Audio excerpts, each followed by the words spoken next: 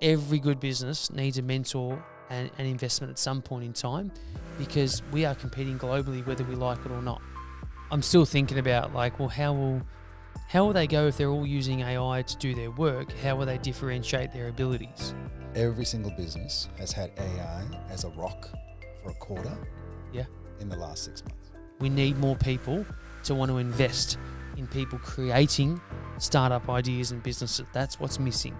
I would love Australia, as an example, to become the home of being the most advanced and progressive with AI when it came to health and medical research or cures.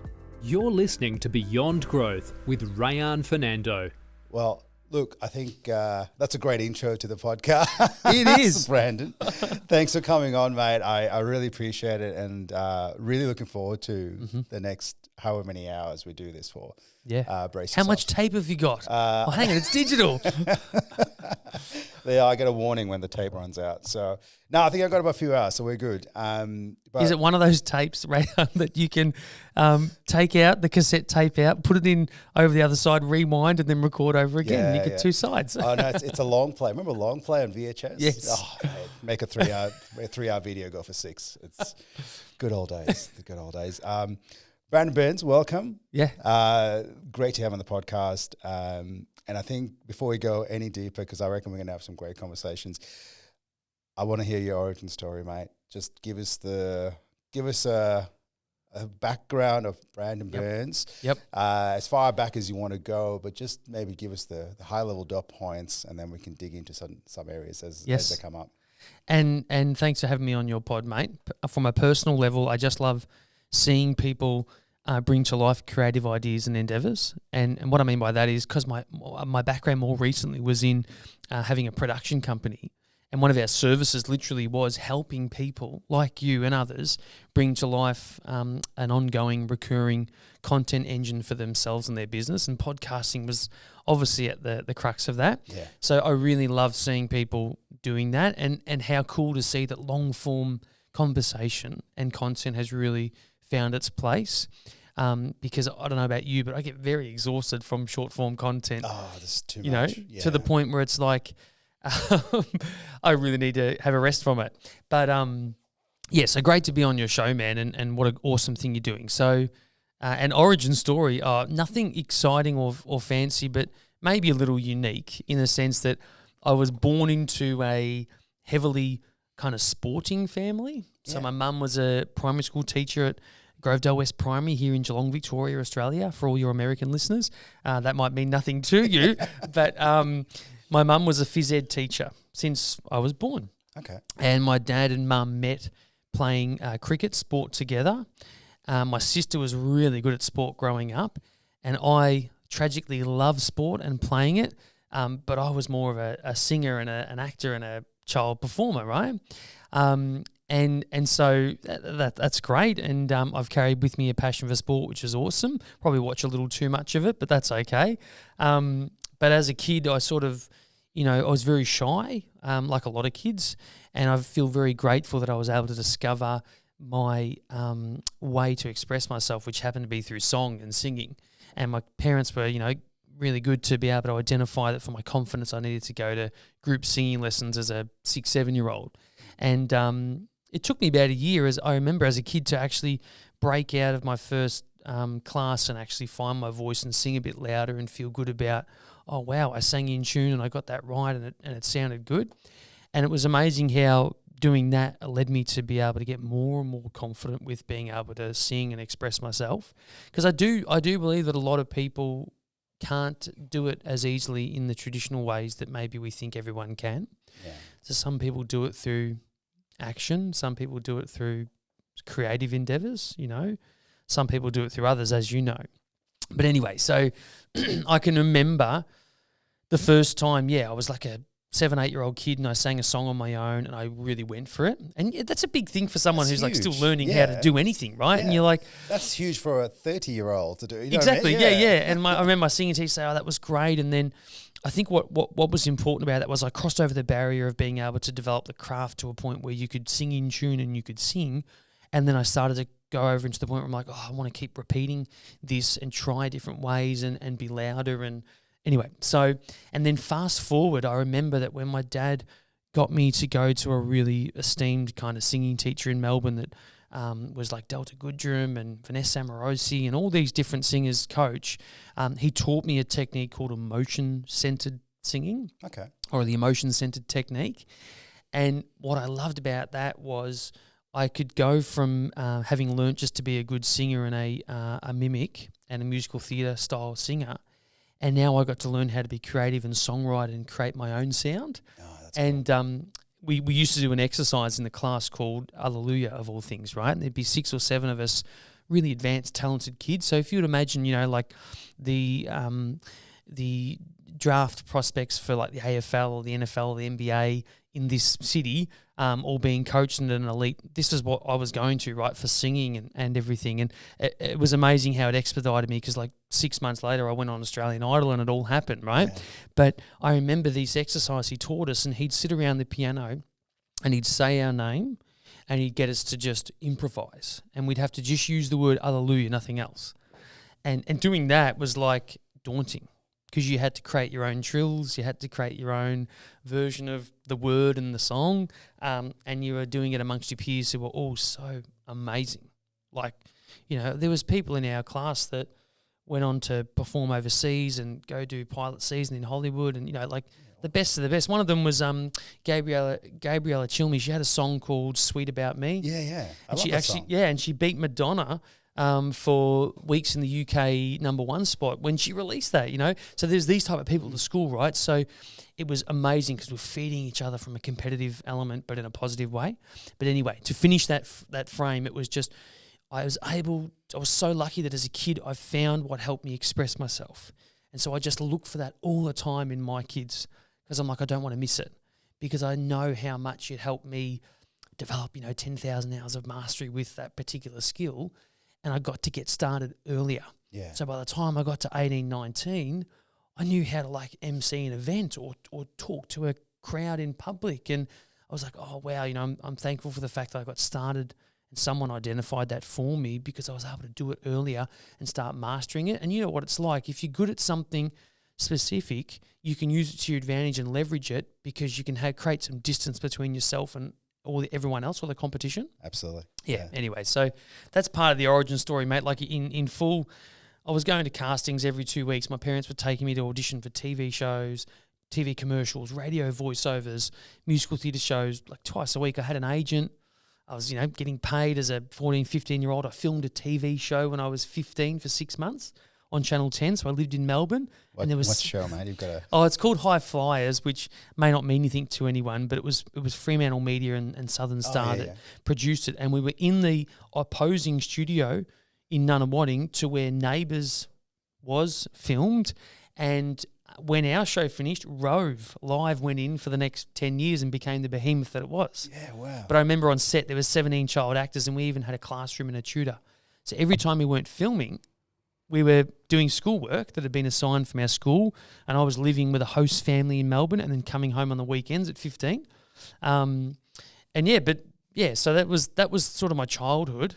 And then that was the origin story, like kind of working as a kid at points and honing that creative craft, That's awesome. Yeah. And I guess, that's, you such a creative background, and getting adulthood, obviously you tried Australian Idol, you've gone through that process, which I guess it's amazing. And I love what you're saying, where you've got that head start with everything. The fact that identify that you're good, because it sort of resonates with me, because I do, you got to help me out doing some MC work in Geelong, right? Which is great. But like I reckon 4 years ago, before I started doing all the barbecue stuff that I was doing and on stage there, I just didn't have that skill in me. Like I'd never. Yeah. And then you have to mature it. But I was maturing that in my late 30s. I can remember being anxious almost at times as a kid, because no matter where we went in a public setting, my mum would bring cassettes to backing tracks of songs for me to sing in the event that there would be an opportunity for me to perform live. And mate, as a kid, like there's days when, you want to do it. There's days when you don't. Yeah. But being forced into a public setting and having to sink or swim, yes, can drive anxiety, but it can also develop your ability to go, well, I've got to make it work now. Yeah. And I remember so many of those instances, and the same can go for what you're talking about with MCing. Yeah. It's like, it's not going to be perfect. You're not going to get it right, but actually this is an opportunity to learn how to be in the moment when you have to take control of a room and you don't know what's going to happen and are you going to get heckled, and you just have to do it. I know. And look, it's one of those things that I'm grateful that I got the opportunity through Meatstock, which was the festival, and then obviously, you know, doing some stuff for Deacon through Geelong Entertainment Group. No. Yeah, GES, Matt Baird, Geelong Entertainment, Matt Baird. So that was great. And then now I'm hosting a panel at the conference for EOS. Oh, that's Melbourne fantastic. Next month. So, and I would never put my hand up to host a panel at a business conference if I did not have that background going, oh, I can do this. Like, but when I thought of you, I could tell you could do it, but also I could tell that you would say yes. Yep. And it's like, isn't it amazing how many people, if presented with an out of comfort zone opportunity, would default to no. Yeah. But another competitive advantage, I believe, for people in business and their career is being predisposed to saying yes. Yeah. Because then if you say yes to more opportunity than not, then you get that new out of your comfort zone experience and you're like, oh my God, I could actually do that. I associated so much worry with not being able to ever go there and do that. And now I've done it. It's like, wow, okay, well now I can turn that tap on. Yeah. And I've got a real competitive advantage. You know, I don't want to make it sound like we're competing with each other in business and life and all that, but, you know, we can't control the things that we've been gifted at being better at than other things. Yeah. And we have to kind of like lean into them, as much as at times when we overdo them, we feel a bit like, I don't know about you, but I used to feel like I was overdoing my singing at a point in my childhood because I was really good at it, but I was just doing so much. And being able to refresh yourself when you overdo a passion is also something to speak to at some stage, I reckon, because there's been times when I've fallen in and out of love of my performance side of me and my creative endeavors. Because there was a point in time where I actually started the business centered completely around them. And it was amazing how, I don't mean to digress here, mate, but I just wanted to share how one really big lesson I got from having a production company was that I was exceptionally good at helping people conceptualize and bring to life an incredible creative idea, format, content idea, strategy, piece of content. But then what people also required was the matched energy to bring it to life. Yeah. And I found that when I had to do that for 50, 100 clients myself, there was nothing left in the tank for me. Yeah, yeah. And that becomes, you know, you've got to learn to be able to really scale, and I was still learning, but it becomes very challenging because you've started a business around a passion and something that you're really good at and that you love, and now you're trying to match that for every single client you have, and beyond yourself, obviously it can get challenging, but you find that people gravitate to you. And then my biggest challenge was, okay, people are gravitating to me because of what I can create and they want me to create the same thing for them, but I'm not them and they're not me. How do I scale that, you know, and how do I not deplete the reserve levels of energy and ability to emulate that for everyone else and still keep enough for myself to, you know, and so I just find that interesting because we've talked a little bit about passion off air and, you know, things that we love, and then it's amazing how when you go and then do that full-time as a business, how no one probably talks about how it can be quite exhausting because just because you're really good at it and people want you to do it for them because you do it great for yourself doesn't mean that it can fatigue at times, and you can have your own moments where you're like, wow, I'm just exhausted creatively. Yeah. You know? Oh, no, absolutely. And I had that with creating, I ended up doing some not full-time, but somewhat full-time barbecue content creation in my time. And yeah, absolutely depleting. And then you just all this like passionate stuff you do when you do that one cook for yourself and you make it look schmicko and you go, oh, I've got to do 3 a week or 4 a week. You're like, oh, I can't make this look good 100 all the time.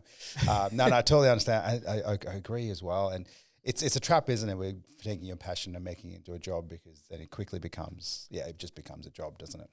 Yeah. I mean, Yeah, I'll let you ask the questions, but No, I've got it's- so much I want to share. But yeah, Now, that creative energy and style and sort of experience you had, you took that and you've sort of really injected it into the business world. You know, sort of you've done quite a few things over the last 20 odd years, starting businesses, helping other businesses grow, and sales and the growth piece was always kind of your magic that you brought into a business, you know. So I'm looking at like an Enterprise Monkey, for example, going in there, and then, you know, Teamified more recently. It's always been that real growth, and seeing you working a room. Sounds wrong, but, you know, you're working a room in the sense, even when you ran we've had a couple of basketball sessions which you run, and just seeing your energy when you interact with people, it's contagious, I must say. well, thank you, You mate. know, Yeah. like it's really, so I mean, talk me through that, you know, how beneficial was it to have that creative side, and then bringing that into the business world? Because I feel like, even with just right now with regards to new dialogue, you know, the 31 videos or 30 videos you did, that's creative there. Like, you can't, like, yes, there's information, there's knowledge, but not everyone can get in front of the camera and just go bang out a bunch of videos. Yeah, right? well, I look at it and think to myself, it's less creative and it's more just a willingness to press record, you know, because I still believe that there's probably, you know, 8 out of 10 people that are more introverted than extroverted, especially when it comes to pressing record and sharing content. Absolutely. And it's, look, it's an interesting experience because it's kind of like you got to back yourself and you got to have the support of those around you to build and share in public. And that doesn't always suit all environments, which is totally understandable. But once again, it's something I thought, well, what can I do, or how can I operate that gives me a bit of an advantage, or leans into what you talked about, which is like, oh, you know, when I seem to bring people together or share stuff, it can be a little contagious. And okay, well, maybe that's a signal that that's one of my skills. So I should keep pushing myself to do that. It's fascinating because, you know, if I was to give you an example recently of where I think what I've tried to do in the past rings true, is that recently, I would say, wouldn't you say the number one podcast in the world's probably going to become, if not already, that Diary of a CEO, Stephen Bartlett. Yeah. And I know you're familiar, and what an amazing show and what an amazing team. But I've heard recently him talking about how he really doesn't want to miss the opportunity from translating from having an audience to having proper fans and having a network or a community. And what he's sort of, you know, saying in his language is he doesn't want to just have the most listeners and viewers. He wants to have people who want to do more than just tune in. He wants to have people that want to be part of an exclusive club, or people that potentially want to like interact with each other. And, you know, we all know the book, you know, 1,000 True Fans, or whatever it is, you know, and how to get to your first 1,000 or 10,000 fans, and even to your first 100 or 10, you know.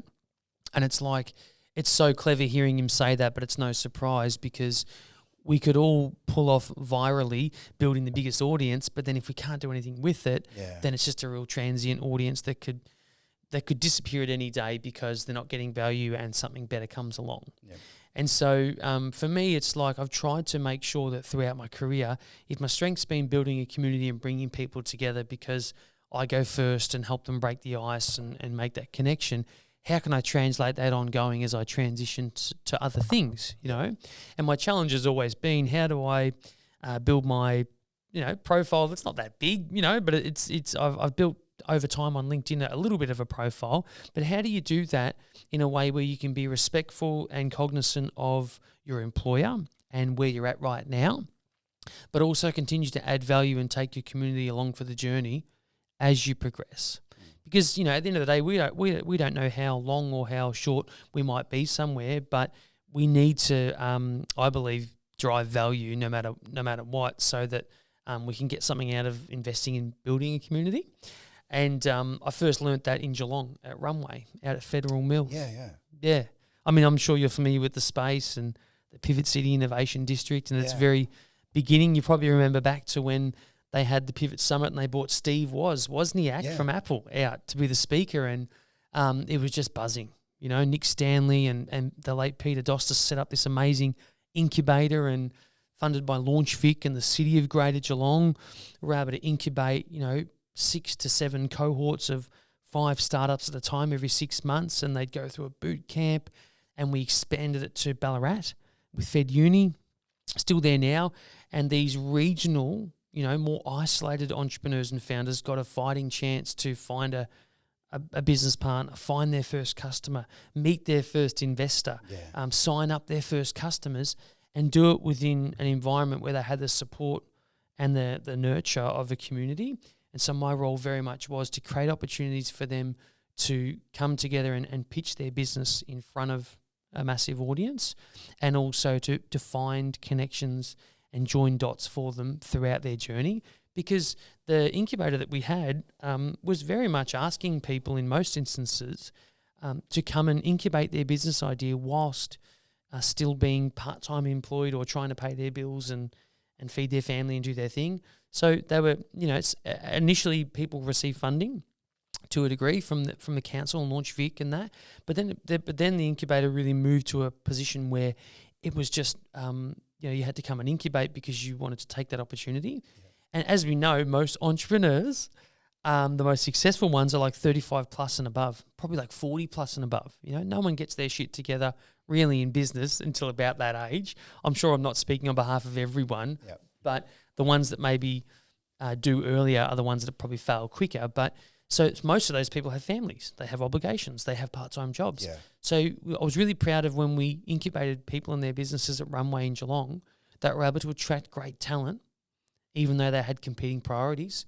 They were still super passionate about wanting to bring their startup to life, and they saw our environment and destination as somewhere that they could do that. And I was really proud of what Nick and Peter and Linda created there, but it also gave me an opportunity to travel to China. So we worked with the City of Melbourne and Sally Capp, the mayor at the time, and we took 15 startups from Warrnambool, Gippsland, Ballarat, Geelong, where else? Wangaratta, right? And we took them to China, to Nanjing, this massive tier 2 city, to pitch for Chinese investment with the City of Melbourne. That's awesome. And it was just like, what an experience. But we had to, as a result, I had to put on these pitch competitions in those regional areas with like 100 attendees at each, find the talent to pitch. And so it was just an invaluable experience because I got to learn how to build a community properly and how to serve it. And then also I learned about startup methodology, which I was pretty foreign to. Even though I'd worked with Amir at Enterprise Monkey and we'd really tapped into how to help people go to market with a mobile app when apps were like the thing. Remember when you wanted to have $1 billion startup, it had to be a mobile app. Yes. Now it's AI, right? Yeah. But I really learnt startup methodology there, in particular the lean canvas, and the lean startup methodology about really testing a minimum viable product quickly and easily, looking for signals, finding out what people love, and then going down that path as opposed to another. So it was invaluable, and I had a lot of freedom there. Nick was really generous in allowing me to build the community in my way, and we started a podcast when podcasting was still like a foreign thing. Now you talk to someone and they're like, everyone's got one. Yeah, everyone's got one. Anyway, I'm talking too much, baby. No. That's good. I mean, and Runway, the HQ in Geelong, that was amazing times. And I felt like the startup community in Geelong has died down, or that community's gone to a certain degree. Certainly it's big in Melbourne, and you're still you're part of that in a certain degree as well. But do you think we can get that back in Geelong? I feel like it was a wonderful time. Yeah, it was. One thing I learnt about the startup ecosystem, and in order for it to thrive and survive, was that everyone had to know their role and how they could feel like they could participate without feeling inferior or like an imposter. Mm-hmm. And if you look at places more mature like San Francisco and America, and even elements of Europe and now India, everyone knows their role. And when I left Runway, I actually went and worked for a private equity firm because I said to myself, I need to understand better the concept and the vocation and the role of an investor and the person who plays the role in investing. And what I would say to answer your question about can we get it back, it really depends upon if we can have another person like Nick Stanley, who really was the pioneer because he'd been an angel investor, he'd been a tech founder, he'd built an amazing business, and he had an exit. So all of a sudden you have this person at the top of the tree who has this amazing experience and reference structure. Yeah. It's walked the walk. You know, they haven't just talked it, they've walked the walk. And now you can see that, oh, wow. And it was amazing to watch Nick operate. He was very good, right? Because he was such a good attractor at getting other people to come and get involved and start to learn and understand about this thing called angel investing. Because a lot of investors in Australia are property, stock markets, you know, development, which is understandable. But what about startup investing? So for those who haven't heard the term or may not understand, what's angel investing? So typically most angel investors are a entrepreneur that's had an exit and they've now got this windfall of money, and now they're like, right, I want to give back, but also I understand how much my business was able to multiply quickly and how much of an uplift my angel investor got. I want to be one. But also smart people who diversify their investment can also become one. And literally it is the role of sometimes investing in a business pre-revenue. Yep. So this is someone who you might speak to a founder and you really love their idea and their market opportunity and them as a person and what they're putting together. And you believe that if they were to be given some seed funding, 20, 50, 100K, to be able to get to where they're going quicker, then obviously you can then negotiate with them a equity position within their business where you attribute the amount you're investing to a portion of the value of their business. Yep. And then that obviously, as you know, drives a valuation for the business. And if you were to ask any angel investor in the world what their competitive advantage is their ability to identify opportunity and be the first. Yep. If you can be that first investor that goes first, your upside is massive. You know, the person, Tim Ferriss and others who invested in Facebook early have made a lot more money from investing a lot less money by going early. Yep. But part of going early is subscribing, especially in America, to a theory called spray and pray. So literally an investor will have, as you know, funds behind them to be able to make 10 investments in a small capacity at once. And by hedging those bets, you're de-risking the portfolio, but you're also not missing out because it's almost impossible to tell beyond the individual how a startup is going to go at that early stage. Yep. But it's amazing how if you can be the cornerstone first investor and it does hit, all I would say is if someone's going to be an angel investor, I'm very passionate about saying that I believe they should be prepared to follow on. And what that means is to follow on invest. So if you're going to put 50, 100K into a person and a business and opportunity and something they're doing, I wouldn't do it with the expectation that you're not going to then need to get involved again and maybe invest again down the track. And you really shouldn't invest at the first point unless you feel like you'd be comfortable investing again because you feel so confident. Yeah. If you feel confident and compelled in that individual, then commit to going on a journey. Yeah.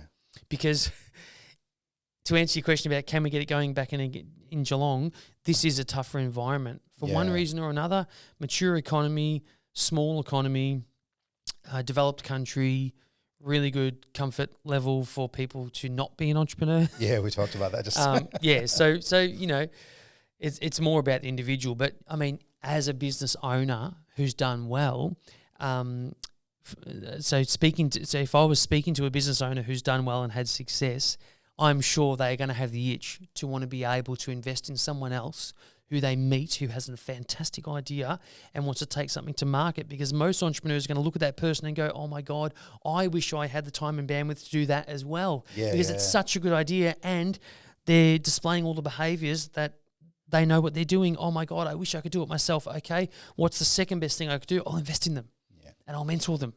Yeah. I think that mentorship is a key piece too. I think as an angel investor, it's because if you're going in early, like you said, if you're going to be one of the first, I think offering that mentorship and supporting them, with that, my favorite words, your one of your favorite sort of phrases is sweat equity, like actually helping them out and helping them get their feet, because a lot of these people that don't have that business capability, so they're great idea, great product or great service or whatever they're going to build.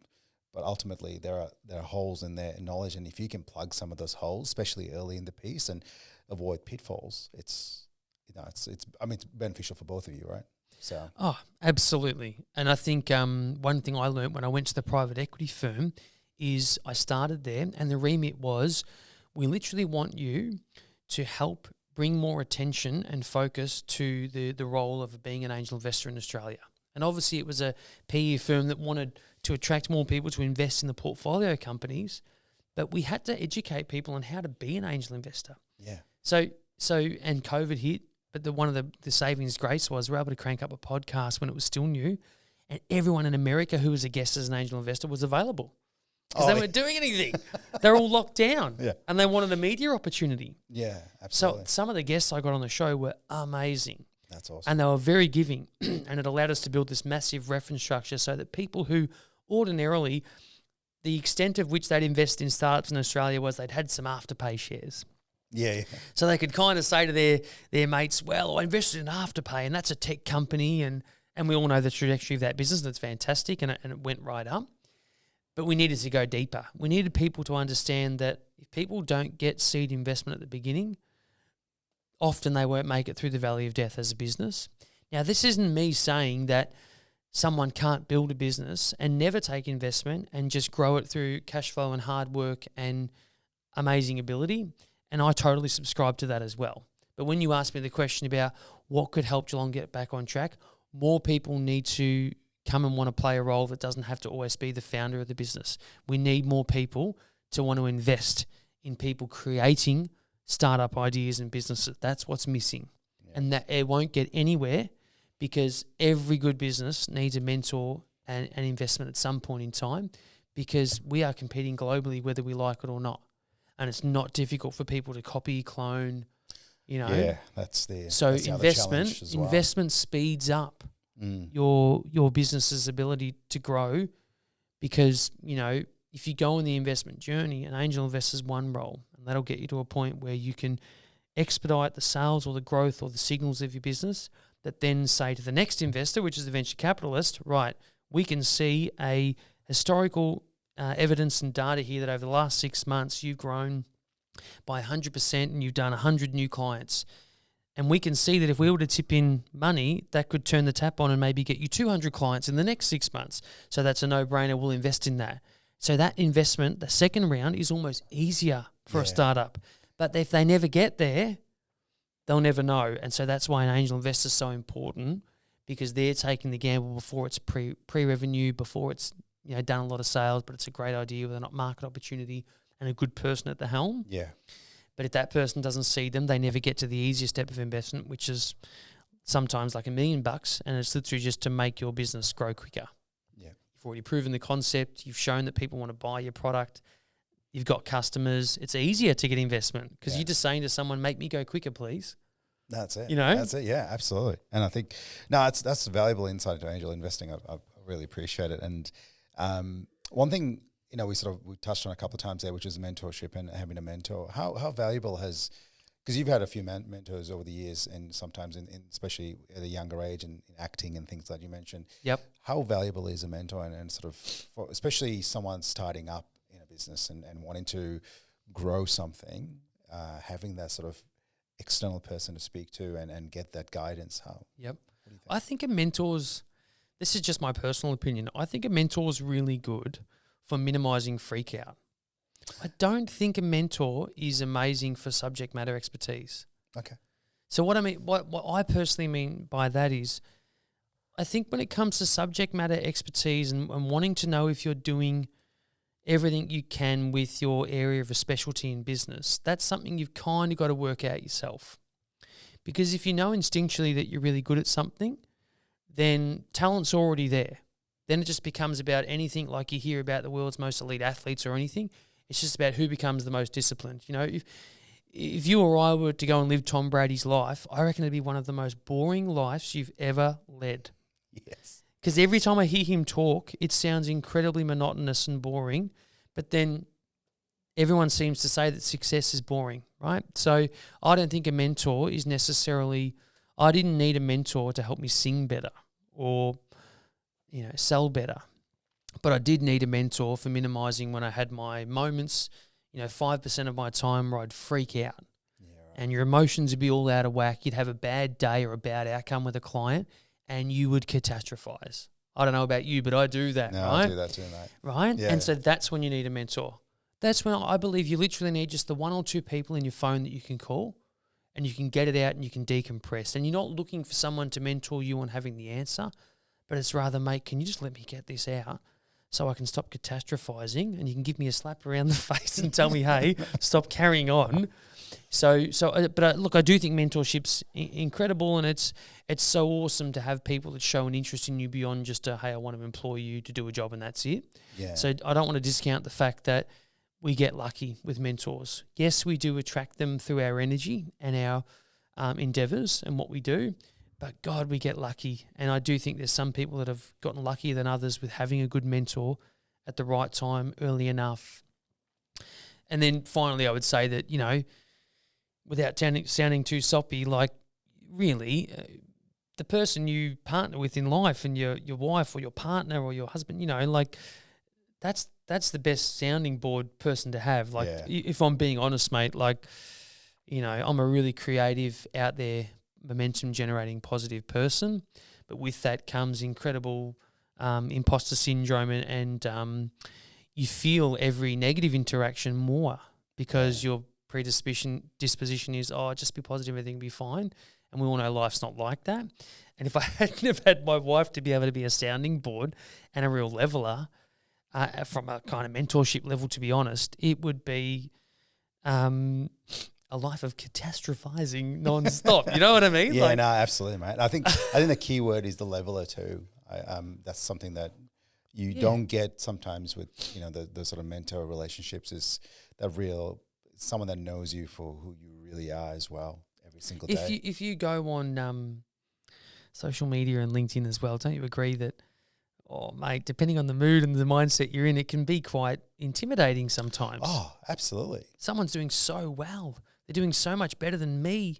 Why am I bothering trying to compete? Because they're just doing so much better than me. So why would I, you know? And that before you know it, and you're like, down a rabbit hole. Well, yeah, that's it. And I think it's and that's that imposter syndrome. And I've definitely had that, especially in the last, you know, kicking off this EOS journey. I was going to say, is just, you know, you're coming in fresh. You've got a whole bunch of other EOS implementers that are doing amazing work around Australia and even in Geelong, you know, and you sit there and go like, oh man, why would anyone choose me?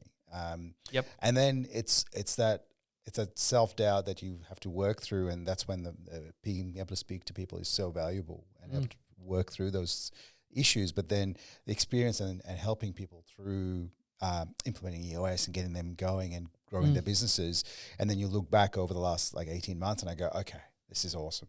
And then you just quickly realize that, like, obviously it's, you know, especially with EOS, the tools are the valuable piece, and the fact that if you can teach it well, you're amazing, and you're doing an amazing service for a business, and that's been that brings me back. But yeah, I do that all the time. I go through LinkedIn and I'm like, you know, we've got some expert implementers in Australia who've done 600, 700 sessions, and you're like, okay, I'm here sitting close to 50. But ultimately, it's the passion that drives everything. But I think what you're talking about there also, I could be wrong, but what I hear when I hear that is something similar for me, and that is, it's okay to be able to advise people or help them and facilitate and give them great advice without having had to have been the Olympic world record holding athlete once before. So what I mean by that is, like, I feel imposter syndrome because I've never built a multi-million-dollar business and had a massive exit and bought an island and feel like I could preach about how this is exactly how you do it and I'm an expert. But I still don't think that means that I shouldn't feel like I can contribute to a business or to someone with advice or to the ecosystem. Absolutely. And then pretty quickly I realised, and this is an advantage I've got, I think, is because I share so much content and interact with people, I'm able to sort of see that, oh, wow, you know, maybe I can have a bit of an impact, as much as I didn't think that, you know, people would listen to me, because I haven't had a multi-million-dollar business, but that doesn't mean that I can't still add value around how to go about certain elements of it. Yeah. And the more I go on the journey, I think it's more about being able to master, you know, oneself and and regulate oneself on the Absolutely, journey, mate. because Yeah. you see all these business owners that have had success now. And I don't know if it's because I spend time on LinkedIn, Reyan, but they all, or the ones who've had success, they're all gravitating to sharing content about their journey and about their ups and, more importantly, their downs and how they got through. They're not in. You never hear them talking about how this is how I made $100 million, because no one really wants to hear that. Maybe at the start of the video to hook you in. But then it quickly becomes about how the hell I did this, considering it was so hard, and you might not have realised, but I had so much sacrifice and loss or deficits in my life that you wouldn't have even realised. And so that makes me feel better about, hey, not making or putting anyone on a pedestal as being a guru in business. So I don't know what I'm trying to say with that, but I think I totally agree. Imposter syndrome point, you know? Yeah. And look, I think the other thing is, for me, just especially in the last 3 to 6 months, I've really sort of enjoyed the journey that I'm going through at the moment, growing this practice, because it's just one of those things where the lifestyle is amazing, right? Being able to pick up the kids, drop the kids off. Yes, I have a whole bunch of sessions in a week every now and then, and it is what it is. But I just really enjoy what I do for businesses. But then also I love the way it's done, and even the ability just to kick off a podcast. Like, just give me 30 seconds. If you're based in Geelong and you're looking to connect, grow, and be a part of a supportive business community, you need to check out the Geelong Chamber of Commerce. When I started my first business, the Chamber had a great impact on my growth, and now with my new business, it continues to play a big part in helping me grow. I believe in it so much that I'm now on the board. So if you're running a business in Geelong, I can't recommend joining enough. Find out more by heading to geelongchamber.com.au. Now back to the show. Mate, now talk to me about new dialogue. I'm fascinated with AI. I've gone down multiple rabbit holes with AI. I've done presentations to grade 5, 6 classes on AI. Really? Yes. Oh, that's brilliant. In fact, I got a text just yesterday from one of the parents saying, "Oh, look, my son took notes at your event." That's excellent. And it was just like, I could barely read the writing, but I popped into ChatGPT and said, "Oh, could you transcribe what's written here?" And it actually did. And I'm like, how the heck did you read that? It's gotten really good. But new dialogue, obviously going down this AI journey, mate, and creating this amazing product. Tell me about it, and I guess what's drawn you to AI to begin with as well. Yeah. And what a privilege for you to be able to deliver a class on AI to children of like grade 4, 5, 6 age. I mean, that's amazing, because if we get it right as a country, that could be the generation that saves us. Absolutely. Yeah. Fingers crossed. That's it. But then I went to the exhibition that they held, because it was all to do about what they're going to exhibit on. And most of them did World War I and World War II. So I'm like, all right, no one did AI. So it was fashion and war pretty much. But carry on. Yeah. But something I want to say is that I feel incredibly entrepreneurial because I've been able to work for entrepreneurs across a big part of my journey. Yeah. Right. And what I mean by that is, it's been a privilege to be able to join in people's businesses when they've been going for quite some time already, and they've done the hard yards and built something amazing, and then the time's come for them to bring on someone like me as an example to really help them promote and go to market and do their thing. And when I left the last business, I didn't actually know what I was going to do. And we had that conversation. Yeah, we did. And I must admit, like, part of me absolutely loves the EOS model as an example. I just think that's just incredible how a business can operate on that, and I've used it in my own. But I pretty quickly saw that, okay, AI was here. As we all know, you know, everyone's had a base level conversation about it. They're most likely using ChatGPT, and that's great. And it's here to stay. Like, if you were to say, hey, let's compare AI and how hot it is right now, Reyan, to Bitcoin, NFTs, Web 3.0, all these buzzwords that have come and gone over the last 6-7 years, blockchain, the list goes on. And then AI came along, and pretty quickly I thought, well, hang on a minute, there's two things happening here. I've got to be right on this as a parent, because what are my kids going to do? What should they avoid? As much as I don't want to steer them in a certain direction, I kind of have a role to play in at least informing them. And the only way I can do that is if I know something about this more than just, hey, did you use AI to cook your latest meal and come up with the recipe? Like, you know, I feel obliged that I reckon we all need to pay attention to AI in general and learn about it. So that was the first thing. And then the second thing was, I'm like, well, where's it going to head? Like, where is this going to end up? Because we've got one of the world's biggest companies now, OpenAI, ChatGPT, saying that we're going to come out with a wearable device and people are going to be able to not even need to use a phone anymore, which I kind of don't mind, but I also am a little bit scared that they're going to have a device that's always on, always recording, literally being our assistant. So that's one side of it. And then the other side is, well, the world's data, that is held on behalf of people is private. It's not public. No. Your financial information and your identity information and sensitive data about you, your business, me, mine, is private. It's held securely somewhere. It's not accessible by a big company or anyone and everyone. And when you look at something like ChatGPT, which is just the hottest product on the planet, and rightfully so because it's so insatiably good and engaging, but it's a public tool that anyone can upload sensitive data to, and you can't guarantee or know where that's going or what's happening with it. And I don't mean to mention that to your listeners and your audience as a scare tactic, but in certain environments and certain businesses, that is just a no-go. Absolutely. Imagine a hospital or a health organisation. Or a law firm. Correct. Yeah. They can't use ChatGPT just off the cuff. They can't upload anything and everything, and they can't run the risk of trusting that their employees will do that without making an honest mistake like we all probably have already. Did you? Sorry, just a sidebar there. Did you hear about the lawyer that they handed in some documents to the case, and he was actually citing cases that the GPT made up?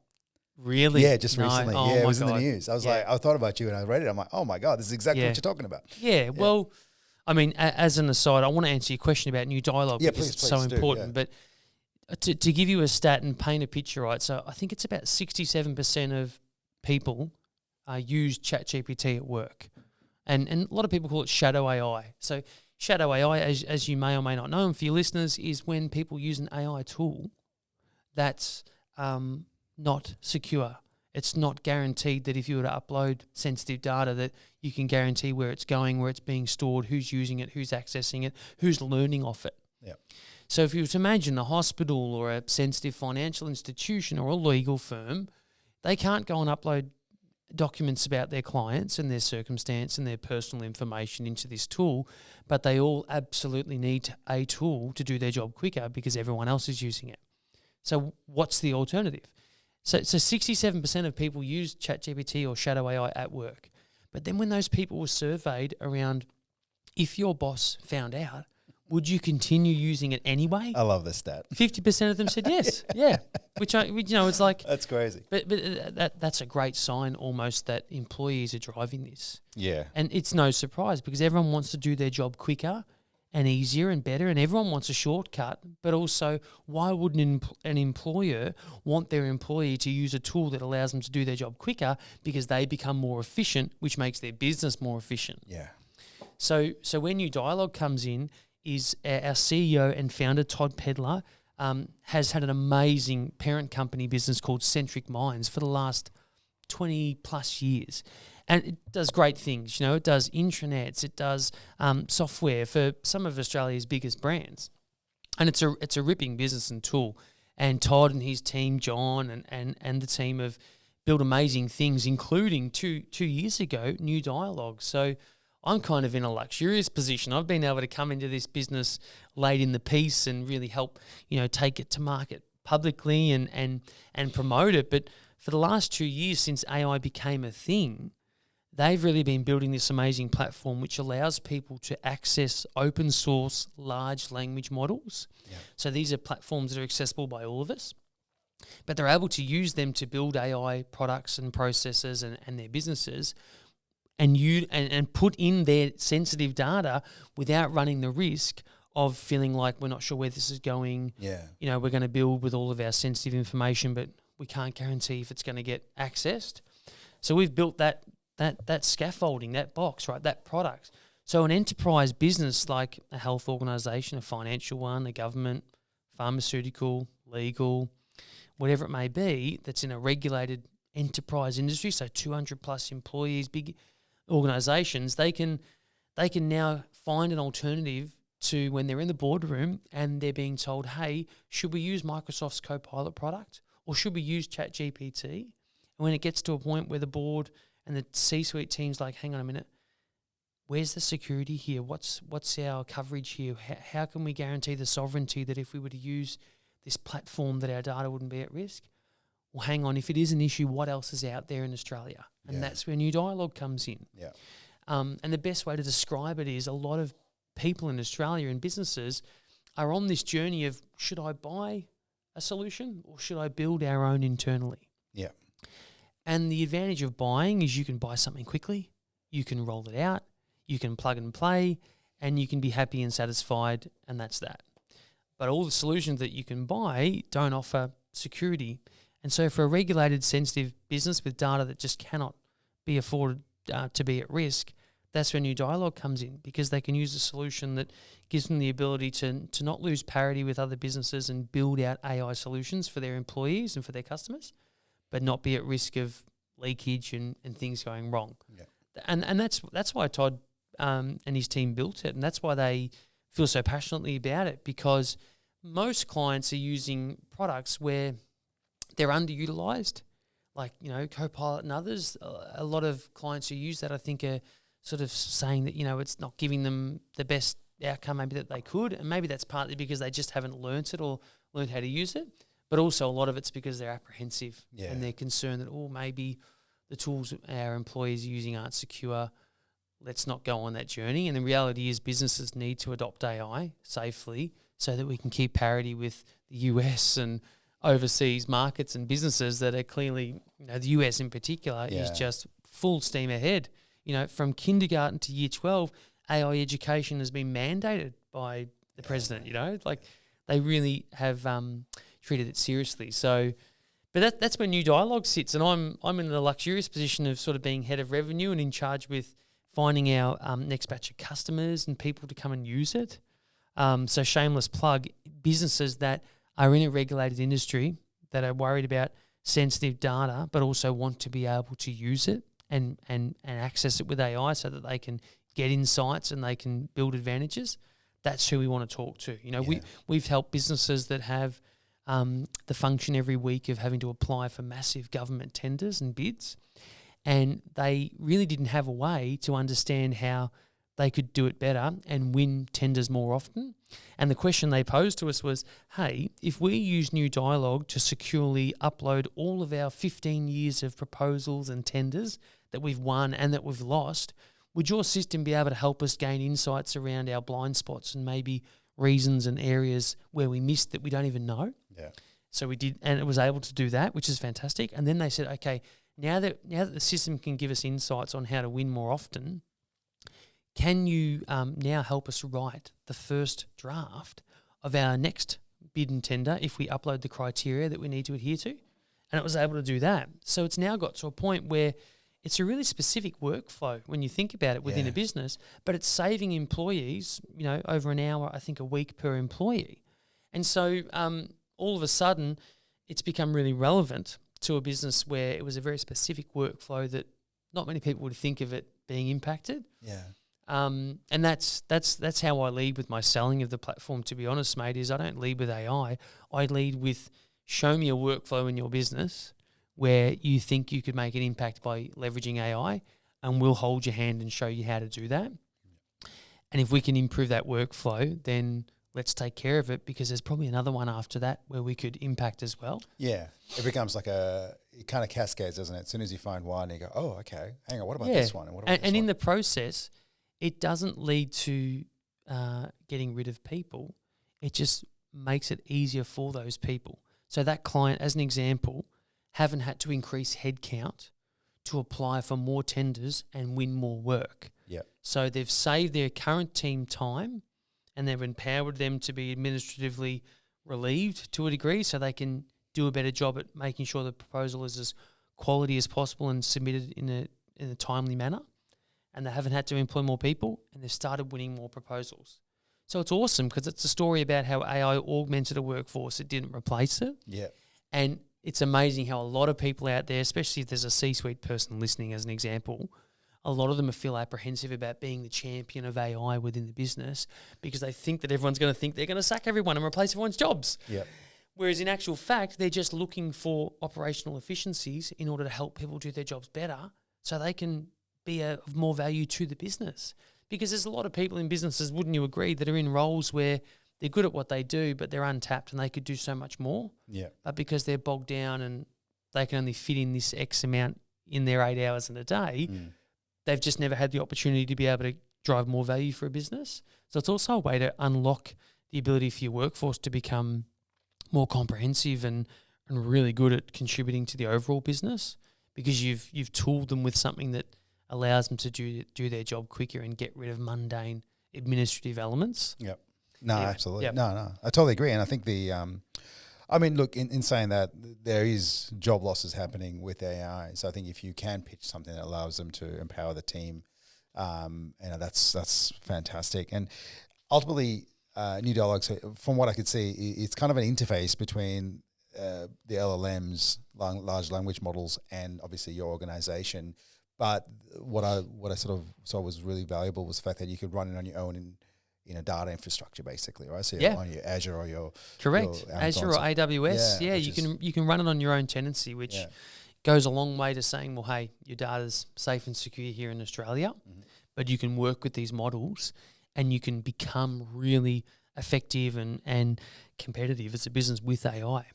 And a lot of businesses in the enterprise level who haven't chose to buy a solution and have backed themselves to go and hire a bunch of AI experts and developers and they want to build their own product. A lot of them in Australia have been doing that for the last 12 or 18 months, and some of them haven't gotten very far or as far as they thought they may have. And those people are in a situation where they're like, we still can't buy something, but we want to continue to build, but we can't build at the current rate because it's not working. We've either haven't assembled the right team or we just don't have the right expertise, and that's where they can also become a really good candidate for New Dialogue because we can help people build their own internal AI product a lot quicker than if they were to try and fumble together and do it themselves and build their own team because it's expensive to do, right? You've seen that AI is a powerful thing, but with that comes the need for power and usage and machines and compute and these massive warehouses, right? So as you can appreciate, it's not a cheap thing to do, you know? And so businesses will quickly hemorrhage and realize that, wow, what we thought we could build is blown out because AI changes, but also because the expertise you require and the systems you need to put in place can be massive. Yep. So I would say if you were to imagine New Dialogue as really good scaffolding that allows you to come and build your AI product as a big enterprise business within our confines, and you can have that security and comfortability, you can do it a lot quicker. Absolutely. You still have your own thing built. Yeah. And I sort of did the demonstration with yesterday with Todd, and I was blown away with what we can achieve. So definitely worth checking out. Now, you went through and you created a whole bunch of videos regarding AI, and out of all the videos that you created, I'm curious to find out which maybe are your top three misconceptions or people that went like, oh, okay. Yep. What are the learnings? The videos that did the best were the videos where I talked about new roles in AI and what they can earn. Mm-hmm. And I think that was purely because LinkedIn, outside of Australia, is actually much more of a jobs platform. Yeah. Inside of Australia, for some reason, it's much more of a social media platform. It's Facebook. Exactly. For business. But sure enough, the one video I did where I said, in some instances, people who are applying for AI prompt engineer roles are earning up to $180,000 a year. That video went nuts. Yeah, right. Right? But beyond that, I would say as soon as I started sharing a story about a workflow, so if I talked about an example of where AI was impacting something in insurance or in firefighting, sorry, I've knocked the microphone. Or that was a big one. Or, like an instance of a scenario, a situation, right, where it had tangibly impacted and improved the business or, as soon as it got airy-fairy, like I pretty much turned away from sharing anything that was overly technical. Yeah. No one cares, and no one really understands because no one's an expert because AI is changing so quick. That's the other thing, isn't it? And that's the benefit, I think, with New Dialogue too, is the fact that you are you have the capability and the ability to tap into new and fresher large language models as they come to market, so to speak, right? So one thing that I kind of interested in finding out is, so obviously you're able to interact with these large language models, and when you interact with them through New Dialogue, I just can't quite get this, not the science, but the technical side of things. Yes. How does it interact but not have to send data across? That was one of the questions that was burning in my head, and I just didn't know how to type it in yesterday. So when you think about the internet, open source won in the end, right? So with the internet and with products that we use, open source became the way, and that was what won the day. And we believe that will be the case with AI. So right now, ChatGPT is releasing an open version of their model. They've done that. Yep. It's getting loose. They've done that, but people still like using the private version, the 4.0. Yep. Even though 5.0 has come out and it's open, it's pub. What I would say there is, we access models that are open source, that anyone can access, that are guaranteed and verifiable. So that means you can use those models. You can keep your data within your own tenancy here in Australia. It doesn't need to go on a server and be inferenced and sent over to San Francisco and back. Yep. And even though those companies, I can't speak on their behalf, but even though they may say things like, we guarantee that your data is just copied, but it's remained here, we anonymise your data before we access it, there's still no guarantee around, even if your data is anonymised, there's still learning off it. And what may that be used for in the future, you can't predict, you don't know. Yeah. So I hope that answers your question, because I'm not an overly technical person, but it just means that you can operate within your own environment. You don't have to leave it, but you can still access models that have open source that have been made available to everyone. Yep. So Mistral, Facebook's Llama, soon to be ChatGPT's 5.0. And obviously, people love some of the frontier models. 4.0 is a great one, and it's not open source, but models will get better. Yeah. And so with that, we believe that open source is the way to go, the future. And then I like that as well, because it becomes more accessible and democratized for all. Yeah. And Elon, you'll listen to stuff he says about what he hoped ChatGPT would be in the beginning and what it sort of maybe hasn't become. But it'll be fascinating to watch how quickly this all progresses and evolves, and how much human beings and people in business value sovereignty, privacy of their data. How willing are people to put in data to ChatGPT because they want it to be able to do something for them, so they care more about the outcome potentially than the security? Or will human beings go, hang on a minute, this is way too much oversharing, I need to protect myself? And if you think about, when we all got access to Google and smartphones, and we use them at work and we just Google stuff, that's quite oversharing in a sense, but I think this is a lot bigger when you think about huge. it. Yeah. Don't you agree? Yeah. When you can drop a whole contract in, or you can drop a whole... Correct. Even someone's CV, and you're literally sharing someone's, especially something like a CV, if you're going, I just want to make this better. For example, you are literally just sharing all that data. Yeah. Someone's life data in there. And the thought of maybe someone putting in a prompt that happens to trigger some information from a bit of data that was released by a private company, that would be pretty devastating too. And I mentioned before with the fake prompts that came back, or the fake cases that were cited in that thing, and it was a major. I forget the exact term, but obviously one of the KCs now, obviously King's Counsel. So he's high up there, and basically let that go through. That's just So it's really important, the sovereignty, as well as that, basically the ability to go, okay, what information that's created and produced from our system using, say, New Dialogue is actually our data and what we want, which is kind of the most important piece. Yeah, it's incredible. And we just want to play a role. We believe in that standpoint, so we want to play a role and help Australian businesses be competitive, but also be safe and secure, and not be held back in being able to build where they need to get to with AI. Because I think that's the key piece, the key words there, held back. Because that's the thing. It's a great leveler, and they talk about how much AI becomes a leveler for everyone. The fact that you and I have this tool that brings the way we speak, the way we communicate, the way we produce, everything gets leveled up. So if you hinder that, you get left behind, right? So yeah, it's exciting to see more businesses adopting AI, and I just think all of that's positive. None of that's negative. Yeah, because it means more and more people within the organisation are getting exposed.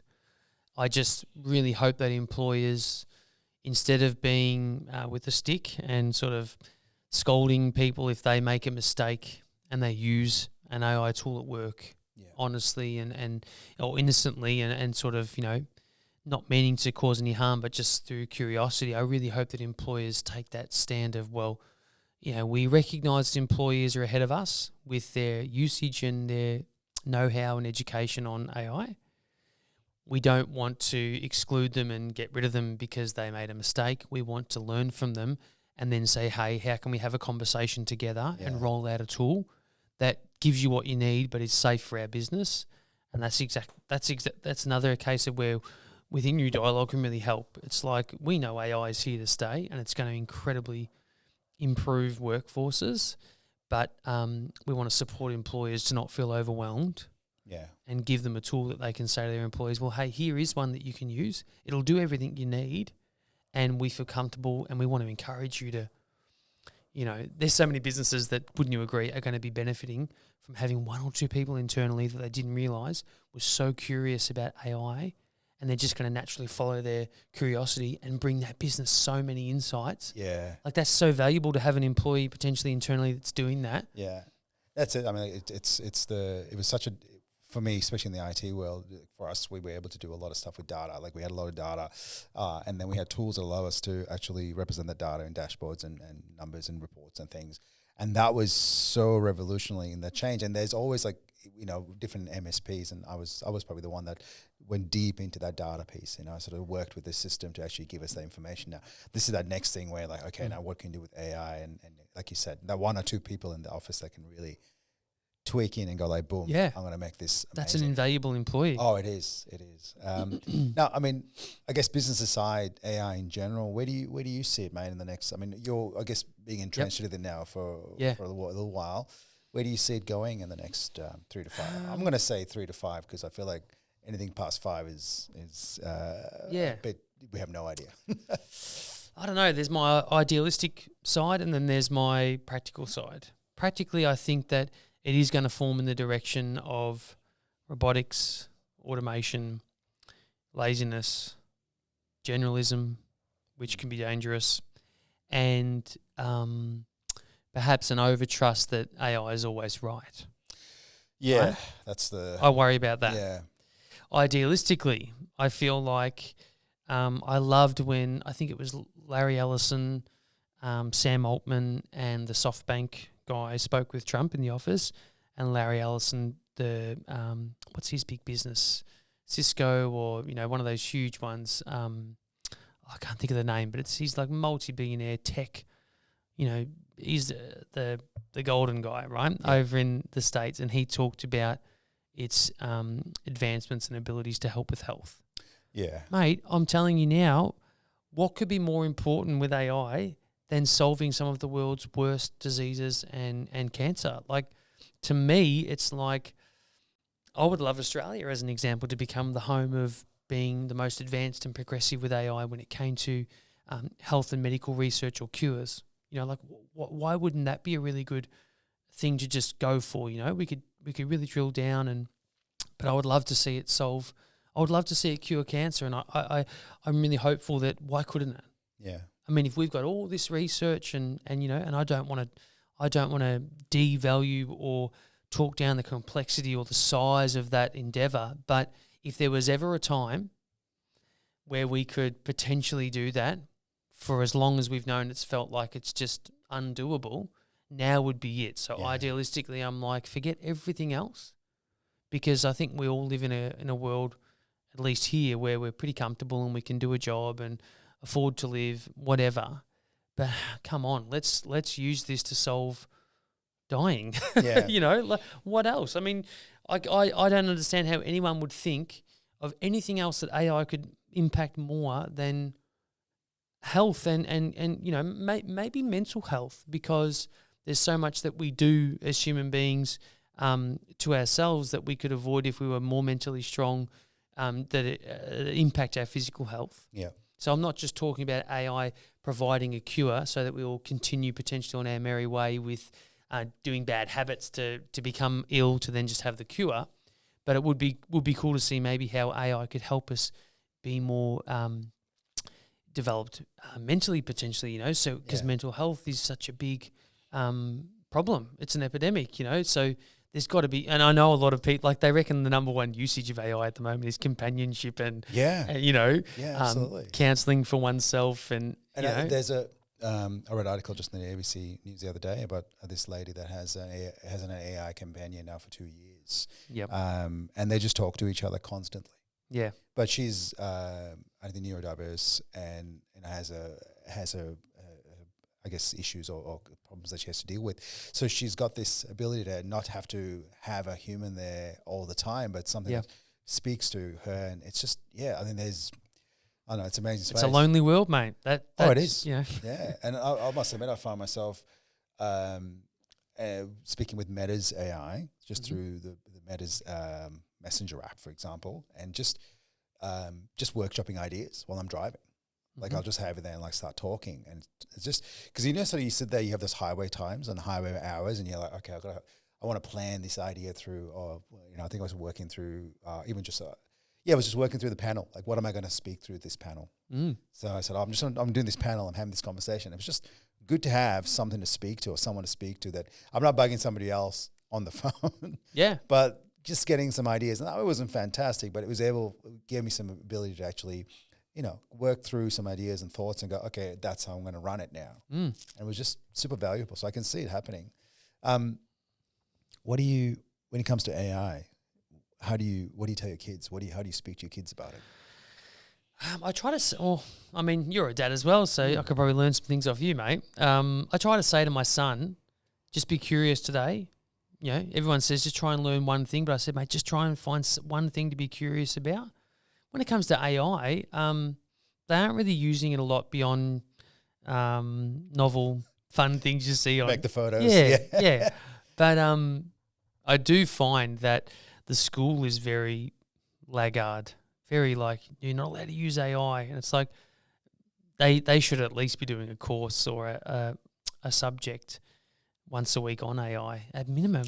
I think so, yeah. Don't you think? Like, yeah. And you know, speaking to the grade sixes, it was interesting. I was like, like when I went to high school, 93, 94, I can't remember. The primary school had 2 computers. So I was in a primary school with 2 Macs. That was it. I went to high school, which had a computer room with like maybe 20, 25 computers. And I was like, wow, this is amazing. But all those computers could do was type and print. And I think we played a couple of games. And now we've got grade 6s going into grade 7 next year with the ability and the tools to be able to produce work as a year 12 student. Yeah. You know what I mean? Like, Yeah. So I can see why schools are a bit hesitant to make it happen, because I like hearing my son talk about how he's used Canva to create something for school, because I use Canva in my role. Yeah, I love Canva. Yeah, right. And traditionally that's encouraging a child to, I guess, go off platform and use a cloud-based thing and outside of the network or whatever. And But the school condones it now, which is like, okay, well, that's a good sign. And as a result, he's able to do something that is simulating what he'd do in the real world if he had a job in a creative endeavor. Yeah. So that was kind of cool to see. But I'm still thinking about like, well, how will they go if they're all using AI to do their work? How will they differentiate their abilities? And so then it's like, well, okay, well, that's where I hope that when we talked about the companionship device and all that, how do we ensure they still learn soft skills and social skills? That's the most important. And that was my message to the kids. Yeah, really. It's like, stay curious.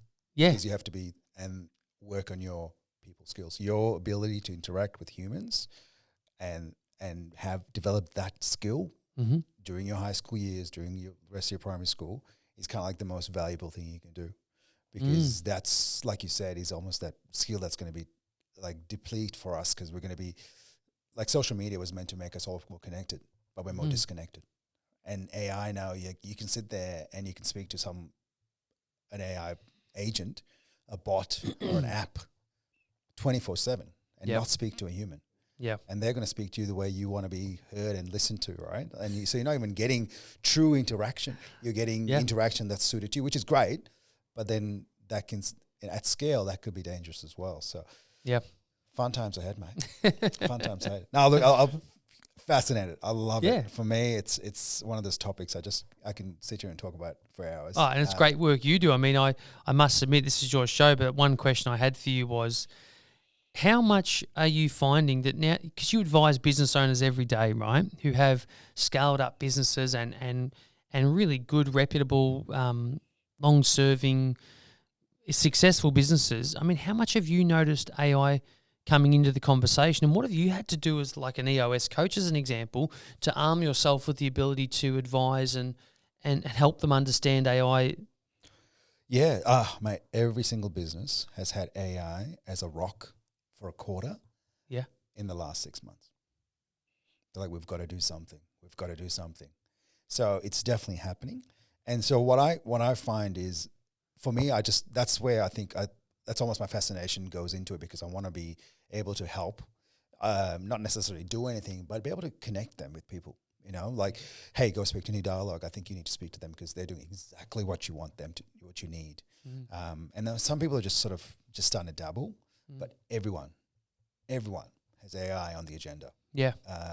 You know, and I think it's really, really valuable because it's like you said, it's a leveler, but it's also increasing performance, not necessarily reducing headcount, but maintaining headcount, but letting people do. And that's for me.